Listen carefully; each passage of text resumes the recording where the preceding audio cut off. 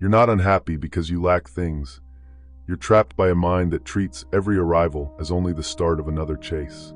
You reach the promotion by the thing, or hit the goal you swore would change everything, and the high disappears faster than you expected.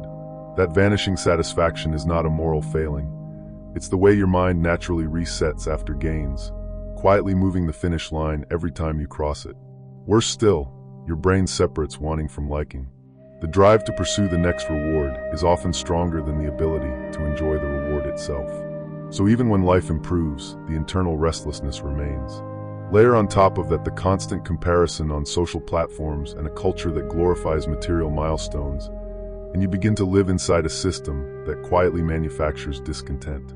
What feels like ambition is often a conditioned hunger, not a search for meaning, but a loop of anticipation that never settles into contentment. If dissatisfaction is shaped by brain patterns and cultural signals, not by your moral weakness, then understanding that mechanism is the first step to breaking the loop. In the next section, I'll show you exactly how that mechanism operates and why the common fixes never solve it. Dissatisfaction is not random. It is reinforced every single day. Your mind runs on anticipation. It rewards the pursuit more than the possession. The moment you desire something, your brain releases energy, focus, and motivation. But once you obtain it, that surge fades. The system was never designed to let you rest in satisfaction. It was designed to keep you moving. And in a modern world built on stimulation, this mechanism is constantly amplified.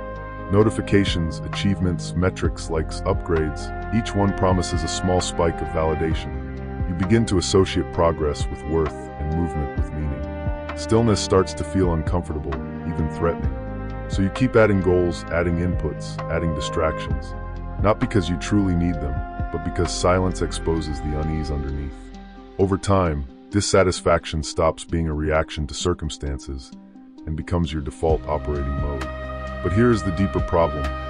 The mechanism alone is not what traps you. What traps you is the identity you build around it. And once your sense of self becomes tied to constant progress, peace starts to feel like failure. Your dissatisfaction persists because you turned progress into your identity. At some point, growth stopped being something you pursued and became something you depended on. You began to measure your worth by momentum, your value by productivity, your peace by performance. When things move forward, you feel acceptable. When they slow down, you feel inadequate. Without realizing it, you fused who you are with what you achieve.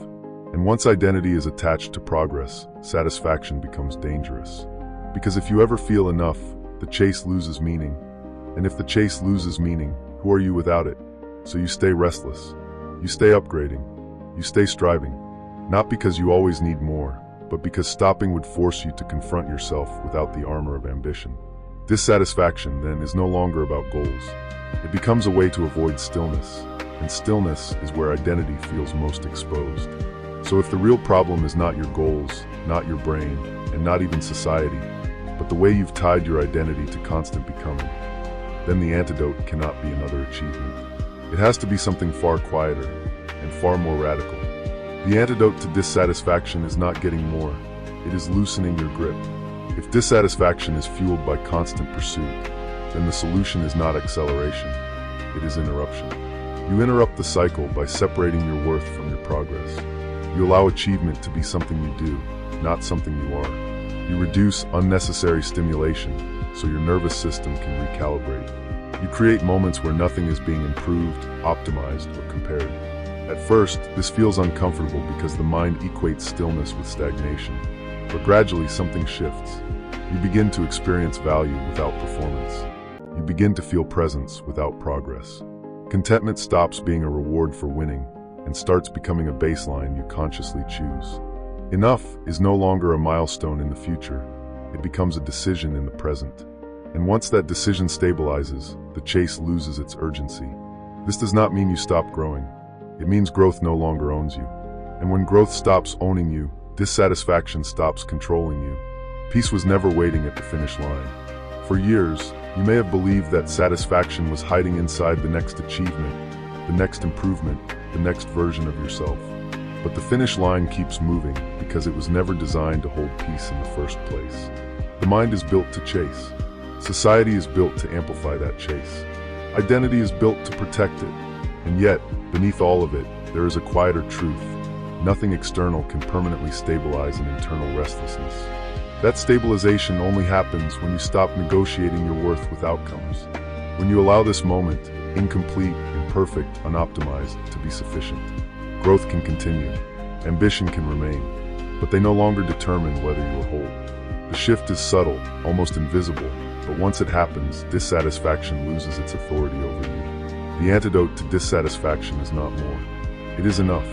Before you leave, ask yourself one question. What are you currently chasing that you believe will finally make you feel enough? Write it down, or share it below.